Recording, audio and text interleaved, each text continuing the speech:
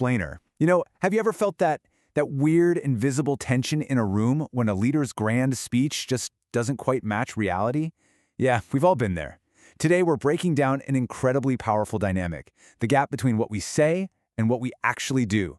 We're pulling some amazing inspiration today from Kenneth Blanchard and Norman Vincent Peale to look at how our actions communicate so much louder than any polished corporate mission statement ever could. So we're going to visualize exactly how trust is built and broken in real time. Okay, let's dive right into this. Picture this scenario for a second. It's a Tuesday morning, a manager is standing at the front of an all-hands meeting, enthusiastically proclaiming to the entire room, "We trust our people." Sounds pretty fantastic, right? But then, let's fast forward just 2 hours. That exact same manager is hovering over an employee's inbox, literally micromanaging a routine email draft and deleting their comments. I mean, it's a massive contradiction. They totally messed up the second sentence, the one they spoke through their actions. Because here's the absolute truth. The team hears both sentences, but they only ever believe the second one. And really, that brings us to the core logline for this whole explainer. The team doesn't listen to you, the team watches you.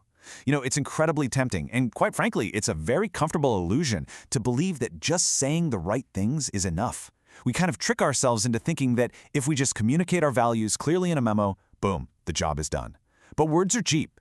Consistent actions, those are expensive. The difference between what you say and what you actually do, that gap, that is your true message. All right, Section 1, the scale of real decisions, words versus actions. Let's look at this dynamic through a sort of visual metaphor.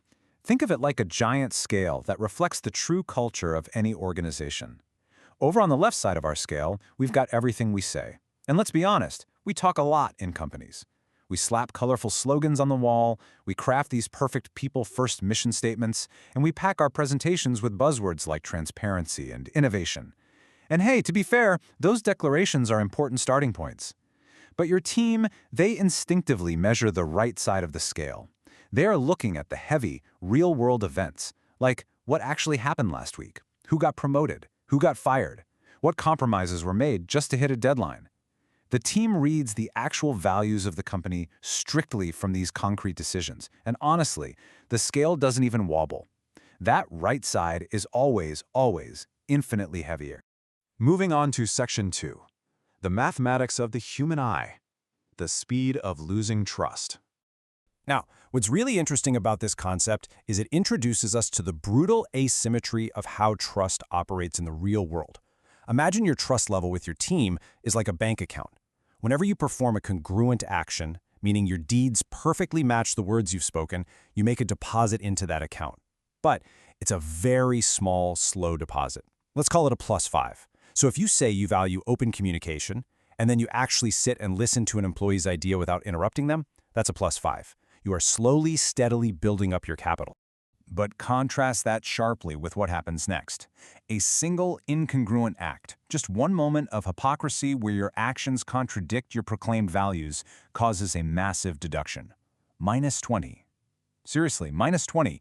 You can spend 5 full days consistently doing the right things, gathering up all your little +5s, and then completely wipe out all of that hard-earned trust with one single hypocritical action. Poof, gone.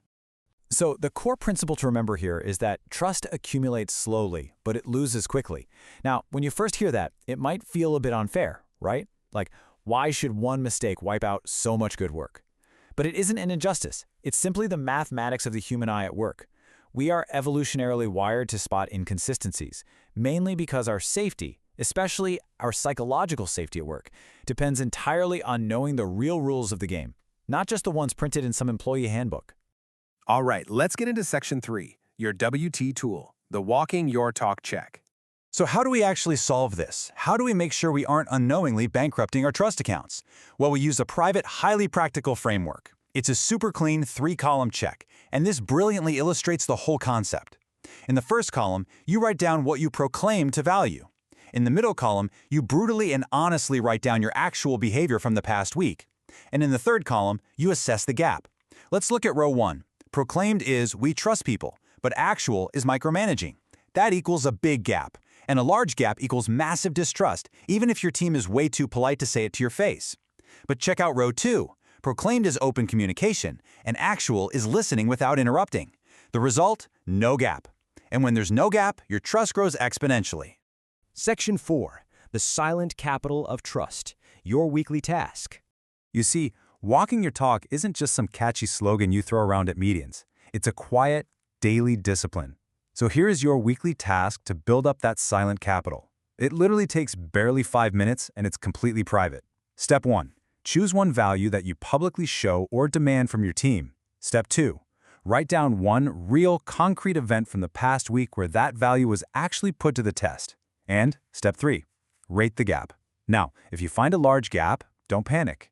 Actually, scratch that. It's normal to have gaps sometimes. This week is simply your opportunity to close it. But if there is no gap, keep going, because you are actively building that silent capital of trust. I want to leave you with this final provocative thought. What is your gap this week?